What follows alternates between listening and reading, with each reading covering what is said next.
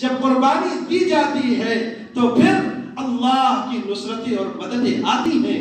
دل تو اللہ کی دو انگلیوں کے درمیان ہے. ان قلوب العباد بین اصبعین الرحمن یقلبہ حیث یشاء.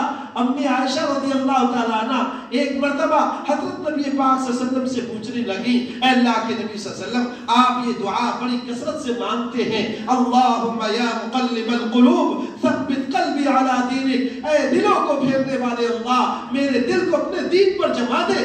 فرمایا اللہ کے نبی آپ اتنی اس دعا کو اتنی کثرت سے کرتے ہیں. ارے اللہ کے نبی صلی اللہ علیہ وسلم سے زیادہ اس دین پر جمنے والا کون ہو سکتا ہے؟ امام الانبیاء ہیں, سارے نبیوں کے سردار ہیں, اللہ کے سب سے محبوب ہیں, بخشے بخشائے ہیں, اعلان اللہ پہلے سے کر چکے ہیں. انی سأبعث بعدک نبی اسمه احمد محمد غفرت له ما تقدم من ذنبه وما تأخر قبل ان يعصيني. داؤد علیہ السلام سے اللہ فرما رہے ہیں اے داؤد تمہارے بعد ایک نبی بھیجوں گا جن کا نام احمد محمد مصطفیٰ صلی اللہ علیہ وسلم ہوگا. اللہ نے نام بھی خود ہی رکھ دیا, اس لیے میرے آقا کا نام اللہ نے رکھا ہے.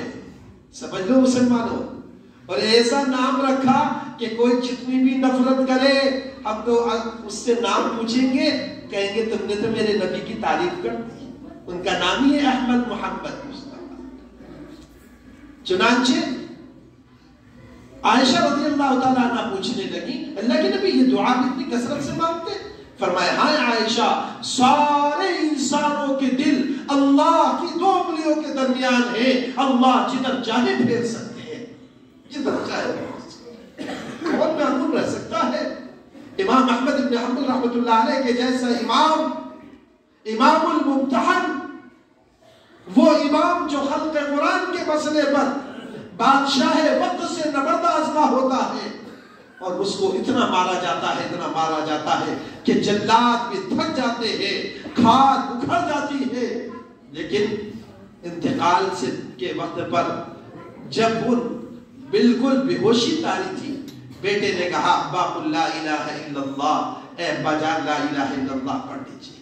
اس لیے کہ آقا نے فرمایا من کان آخر کلامہ من الدنیا لا الہ الا اللہ دخل الجنہ.